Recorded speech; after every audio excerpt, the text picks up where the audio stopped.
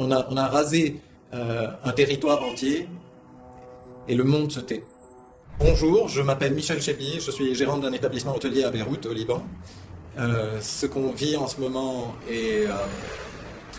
je ne trouve pas les mots pour pouvoir vous décrire ça, je vais essayer de vous résumer. Depuis un mois et demi, la situation a gravement dégénéré.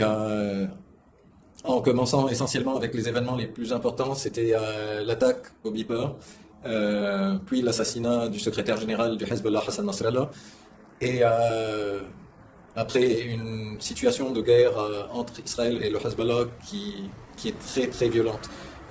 Qu'on soit d'accord politiquement ou pas avec le Hezbollah, on ne peut pas dire que c'est une guerre qui est juste entre Israël et le Hezbollah.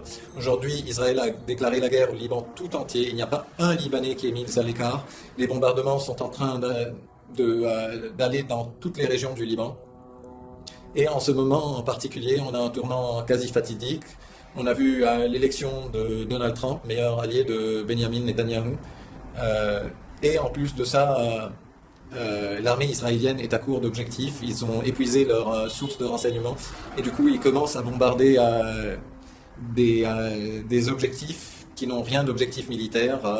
La ville de Baalbek, qui est une ville historique, a été complètement vidée de ses habitants. Des bâtiments historiques ont été détruits et le pire est à craindre pour les temples romains. Ce à quoi on assiste aujourd'hui est très triste. Pas parce qu'il y a eu juste 3000 morts au Liban ou 40 000 morts en Palestine. Ce qui se passe est beaucoup plus inquiétant. Des valeurs que représentait le monde occidental et l'Europe en particulier sont en train de s'effriter. Et c'est ça qui est très inquiétant. La justice internationale n'est plus garante, ou ce système de justice internationale n'est plus garant des droits de tous les pays, de tous les peuples. Aujourd'hui, on est en train d'assassiner un génocide qui passe aussi bien par des meurtres de masse de Palestiniens, mais aussi un génocide culturel.